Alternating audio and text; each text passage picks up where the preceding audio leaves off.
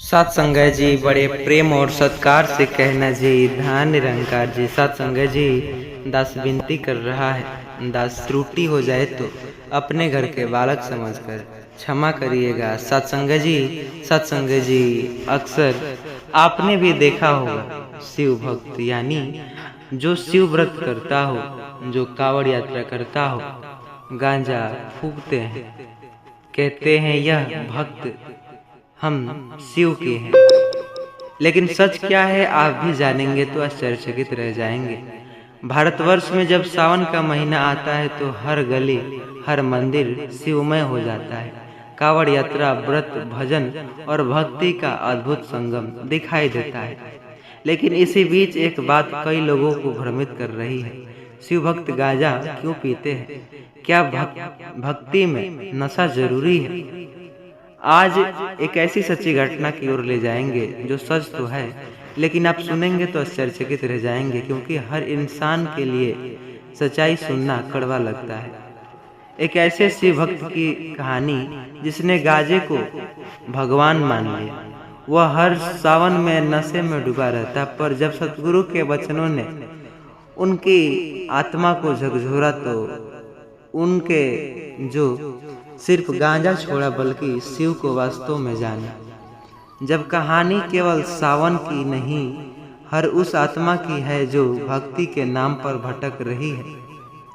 सत्संग जी, यह वीडियो हर इंसान को जरूर सुनना चाहिए, क्योंकि इसमें बहुत ही अच्छे विचार भी मिलेंगे सुनने को, और जो शिव भक्त है उनको तो अवश्य सुनने चाहिए।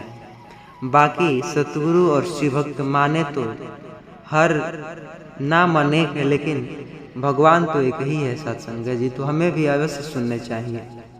सत्संग जी चैनल पर नए होंगे सब्सक्राइब करिएगा। आइए आपका कीमती समय नष्ट न करते हुए कहानी की ओर बढ़ते हैं। बात है उत्तराखंड के हरिद्वार के पास बसे एक छोटे से गांव कन्हैयापुर की। वहां रहता था एक 27 साल का युवक शिवम त्रिपाठी। बचपन से ही शिवम का सुझाव भक्ति की ओर था। उसके पिता कावड़ लाते थे, माँ हर सावन को व्रत करती थी। शिवम ने बचपन से देखा था कि हर साल सावन आते ही कई लोग मंदिर में भांग गांजा पीते, शिव नाम लेते, डमरू बजाते, भक्त कहे जाते। धीरे धीरे उनके मन में बैठ गया कि नशा भी भक्ति का हिस्सा है। वह कहते थे शिव तो खुद औघड़नाथ है, वे तो नशे में समाधि लगाते हैं, मैं भी अगर गांजा पीता हूँ तो शिव की तरह हूँ। लेकिन 18 साल की लड़के ने कैसे उन सभी की घमंड तोड़ा, आइए समझते हैं। 18 साल की उम्र के शिवम ने पहली बार कावड़ यात्रा उठाई। रास्ते में दोस्तों ने कहा, गांजा पिए बिना भोलेनाथ की भक्ति अधूरी है, तू भी पी ले भोले की बूटी। शिवम ने पहली बार गांजा पिया और जैसे वह झूठा आत्मिक जो नशा उसकी नसों में दौड़ गया। वह चिल्लाने लगा, हर हर महादेव, मैं खुद शिव हूँ, मैं भी औघड़ हूँ। लोग ताली बजा रहे थे। मंदिर में पुजारी ने आशीर्वाद भी दे दिया। शिवम को लोग कहने लगे, अब मैं असली भक्त बन गया, शिव भक्त हूँ। इसके बाद हर साल सावन में वह गांजा पीता, कावड़ लाता, मंदिरों में नाचता और घर लौटकर 3-4 दिन तक बेहोशी में रहता। धीरे धीरे उसका व्यवहार बदल गया, गुस्सा बढ़ा, माँ की बातों पर चिल्लाने लगा। पढ़ाई छूट गई, नौकरी नहीं टिकती, रिश्तेदार कटने लगे, शरीर कमजोर होने लगे, पर फिर भी वह कहता शिव की कृपा है मुझ पर, मुझे दुनिया की जरूरत। उसकी माँ रोती कहती, भोलेनाथ एक ऐसा भक्त चाहते हैं नशे में डूबा, माता पिता का अवज्ञा करने वाला। 2024 का सावन था और गांव में सतगुरु निरंकारी मिशन का सत्संग लगा था। वहां संत पहुंचते थे, जो मंच से प्रवचन सुना रहे थे। जो गांजा पीकर शिव की भक्ति करता है, क्या उनको लगता है शिव हमारी सुनेंगे? वह भक्त नहीं है, वह न साधक है, वह केवल भ्रम में डूबा प्राणी है। सत्संग जी, भगवान शिव आत्मा है, चेतना है। वह किसी शरीर के नशे में नहीं, ब्रह्म ज्ञान के अंदर में रहते हैं। गांजा आपको समाधि नहीं विनाश की तरफ ले जाती है। और याद रखे, जो शिव को नशे में जोड़ता है वह अपने कर्मों से विनाश को बुलावा देता है। शिवम वहाँ खड़ा सुन रहा था। उसे लगा कि जैसे ये बातें सीधे हो उसी के लिए कही गई हो। खत्म हुआ 25 जुलाई 2024 सावन का रात। शिवम ने भारी मात्रा में गांजा पिया और अपने एक कमरे में बंद हो गए। वह चिल्ला रहे थे, मैं शिव हूँ, देखो मेरी तीसरी आंखें खुल गई। आधी रात को उसकी हालात बिगड़ने लगी। दिल की धड़कन तेज, आंखें उल्टी और शरीर नीला पड़ने लगा। माँ चिल्लाई, बेटा नहीं, भोलेनाथ इसे बचा लीजिए। अस्पताल में डॉक्टरों ने कहा, शिव की नशे में है ना।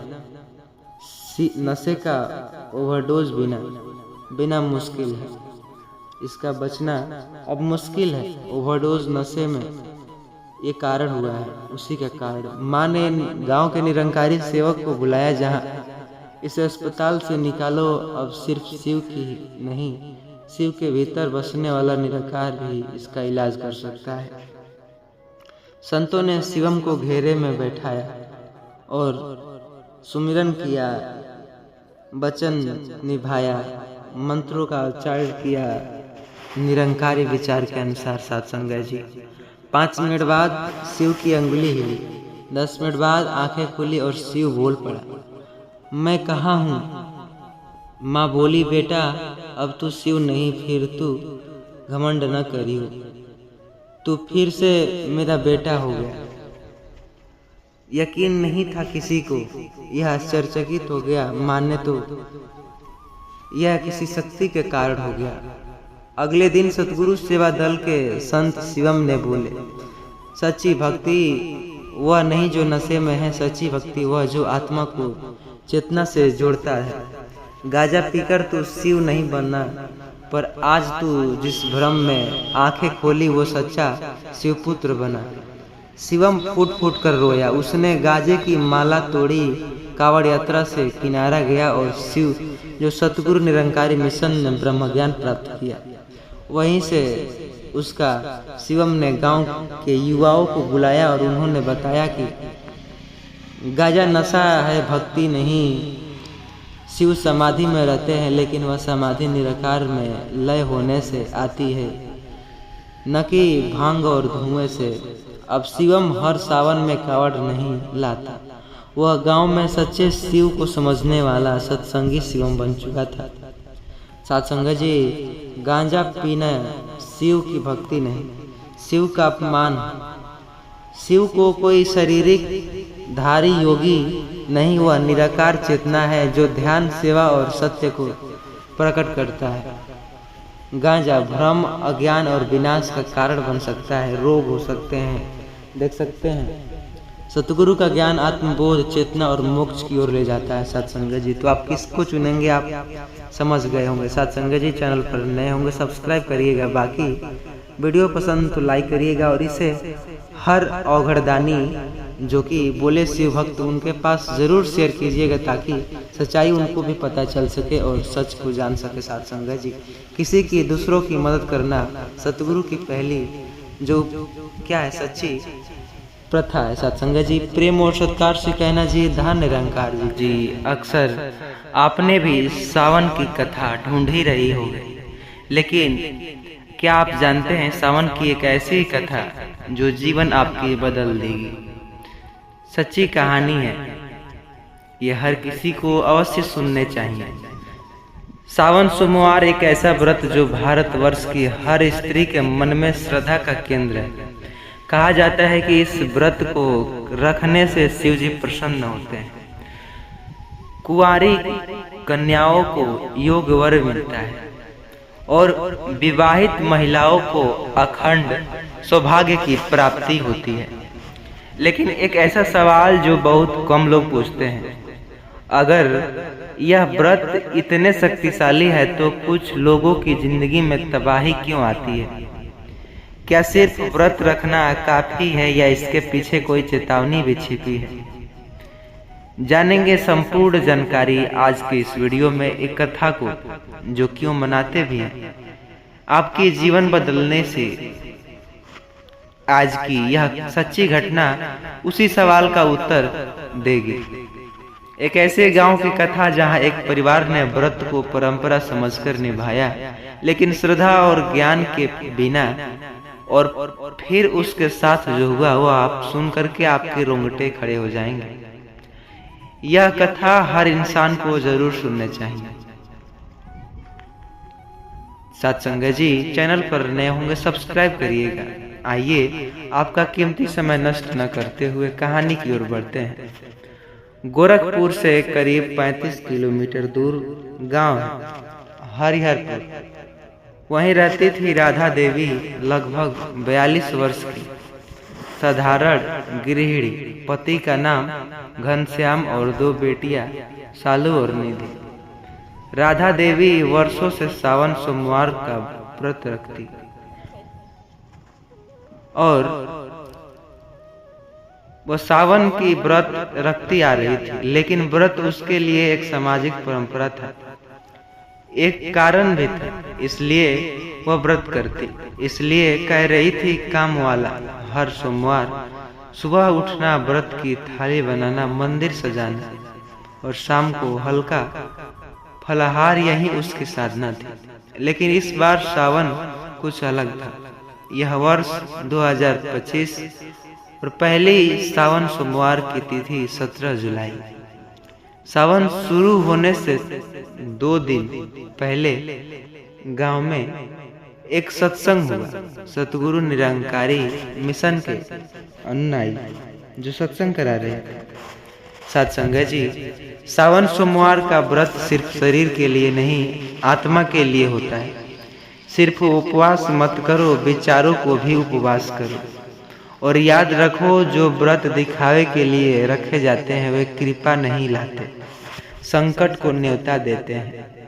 लोगों ने सुना, सराहा, लेकिन ज्यादातर ने उसे आध्यात्मिक ज्ञान मानकर अनसुना कर दिया।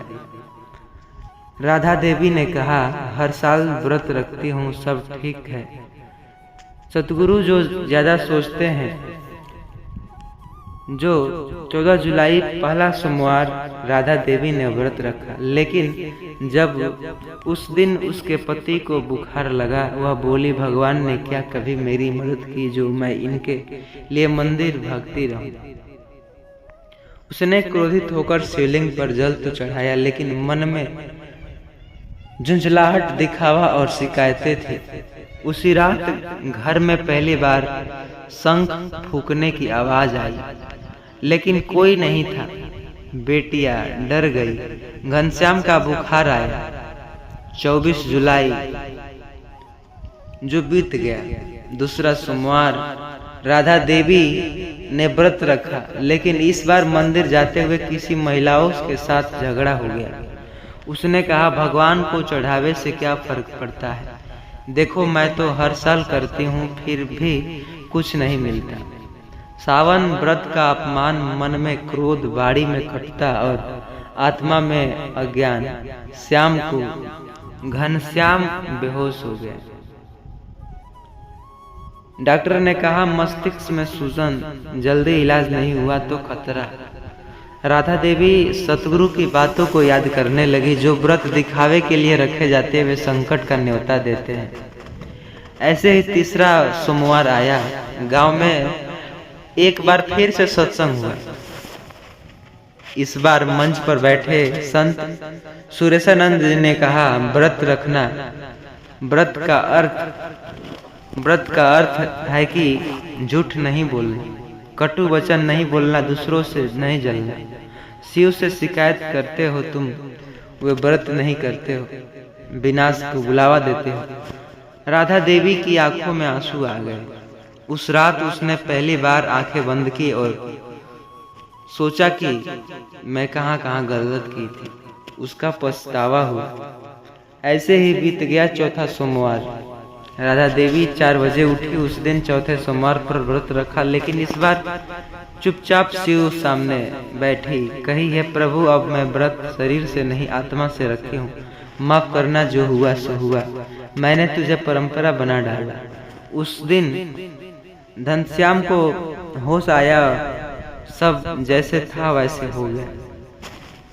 राधा देवी अब हर सोमवार सिर्फ मंदिर नहीं जाती, वह अब गांव की औरतों को सावन सोमवार के व्रत सच्चाई समझाती। वह कहती, सावन का व्रत सिर्फ फल, दूध और बेलपत्र चढ़ाने से नहीं, वह तब पूर्ण होता है जब हम मुंह से झूठ बोलना बंद करें, मन से ईर्ष्या हटाए और आत्मा से विनम्रता। यही सतगुरु का भी आदेश है।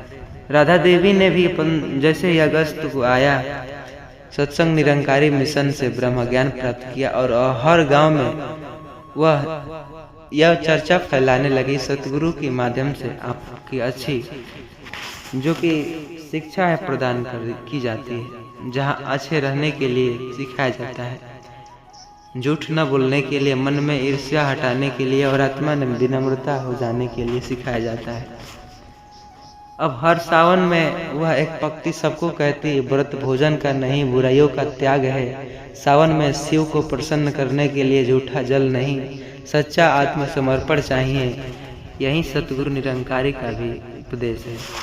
सावन सोमवार व्रत अगर बिना श्रद्धा, बिना ज्ञान और बिना विवेक के किया जाए तो वह पुण्य नहीं, पाखंड है। दिखावा वाला व्रत अहंकार, श्रद्धा और सच्चाई से किया गया व्रत मोक्ष। सतगुरु कहते हैं, शिव वो नहीं जो कैलाश पर, शिव वह जो आपके अंदर। हम दिखावे में हटकर उस भीतर के शिव को जुड़ते, तभी सोमवार का सफल इलाज मिलता। सत्संग जी, ऐसा करता हूँ। यह वीडियो आपको थोड़ा सा भी दिल को पसंद आई होगी तो लाइक करिएगा, प्यारा सा कमेंट करिएगा और चैनल पर नए हो सब्सक्राइब करिएगा। और ये हर सावन व्रती के पास ये वीडियो जरूर शेयर कीजिए।